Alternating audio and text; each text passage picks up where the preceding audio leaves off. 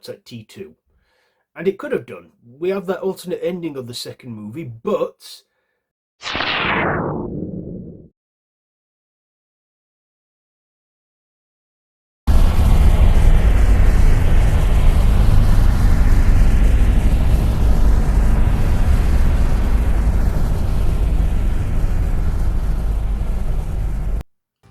why, hello there, YouTube, and welcome back to Freaky Future Month 2.0. And today I am reviewing Terminator 3, Rise of the Machines. Yes, that is not written by James Cameron or directed by him, but is directed by Jonathan Mostow, starring Arnold Schwarzenegger, Nick Stahl, Claire Dance, and Kristanna Loken.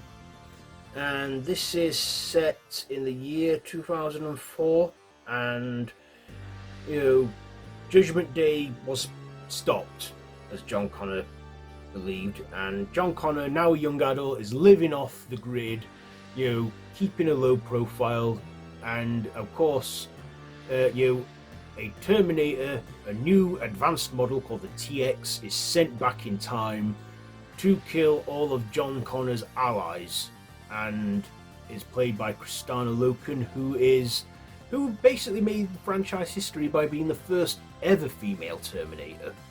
And instead of seeing just a naked bloke come through time, we get to see a naked woman for once.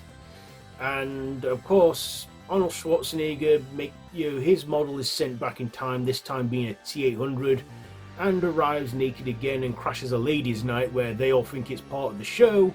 And of course, he finds John, he finds Kate Brewster, who is a vet and is John's future wife, and basically they go on the run as the TX hunts them down and John's allies, and tries to rewrite the future. But also we find that they didn't stop Judgment Day, they merely postponed it. And then at the end of the film, after the TX is destroyed along with the T-800, Arnie's character, they find out that their destiny was to never stop Judgment Day, but to prepare for it. So it was still inevitable. So basically Skynet won as it became self-aware, and the freaky future that John sees still goes through. So what did I like about this one? Well, it was no James Cameron movie. It didn't have the magic of the first two movies, and everyone believes that the franchise should have stopped at T2, and it could have done. We have that alternate ending of the second movie, but this one, I think, is a worthy one. In my opinion, this is not the worst Terminator movie. I mean, look at what we got later on down the line, this one, I'd say it's a decent one. No, it's not brilliant. It's no T1 or T2, but I like it.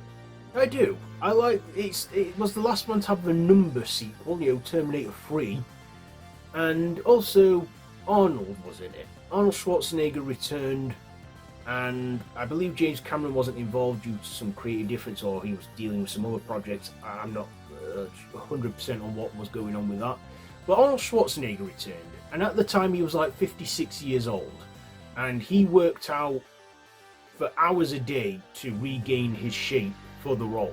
And I admire him for that, And the fact that he still looked great then, while he was pushing 60, yeah, he looked great in it. And played the Terminator the way he always did. Still a good guy this time, not a villain like in the first movie. But, yeah, also he's a different T-800 model, the T-850. So, yeah, he's still, got the likeness of Arnie. Of course, there was a horrible deleted scene, which I think was best deleted, where we see Arnie cameo as an American guy, a soldier, which apparently the model bases hit their likeness off. But yeah, Arnie, top form. I believe that they wanted to bring Sarah Connor back, but Linda Hamilton, after seeing the script, expressed no interest in returning, so they killed her off in between movies where she's dead. Also, John Connor, not played by Edward Furlong this time, played by Nick Stahl, is that it? Because Edward Furlong at that time was dealing with substance use and what have you, so he couldn't come back for the role, which was a shame. I think he was, Nick Stahl, was all right as John Connor, but yeah, he just, I just prefer, Edward Furlong or the guy they had for the opening in T2.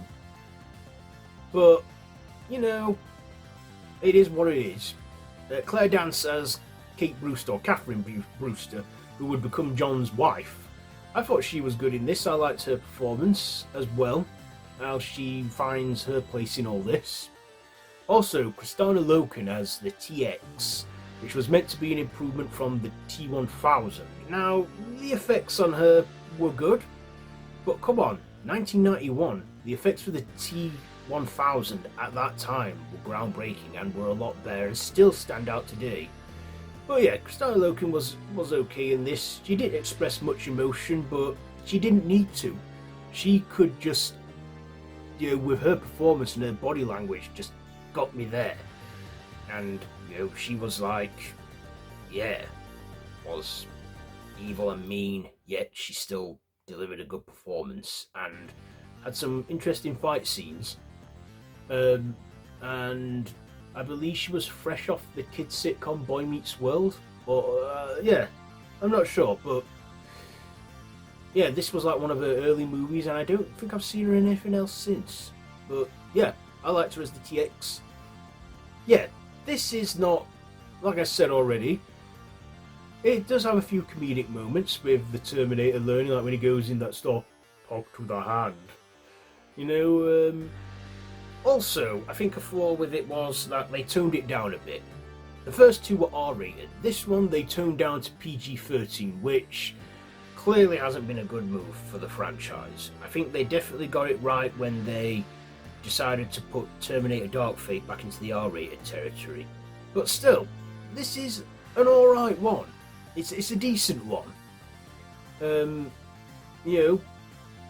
But like I say, it has its flaws, and I will say that the PG-13 certificate might have had a bit of an effect on it with its violence, language, and nudity and stuff that you can't exactly get away with. And they were probably trying to bring in younger audiences at the time, more butts in seats. But obviously, it didn't do it much of a favour. But they did something right, because 6 years later we got the fourth movie, which we'll get to in this series. But yeah, T3. What am I going to rate this one? I think I will give this 3.5 out of 5. 3.5 out of 5 for T3 Rise of the Machines. So there you go. There is my review for that one. Have you seen it? Let me know what you think down below in the comments. If you like this video, be sure to give it a big thumbs up, share it with your friends, and feel free to subscribe to the channel if you haven't already, and to hit that notification bell. I've been Random Ross, and this has been a Freaky Future review. So, until next time, don't have nightmares.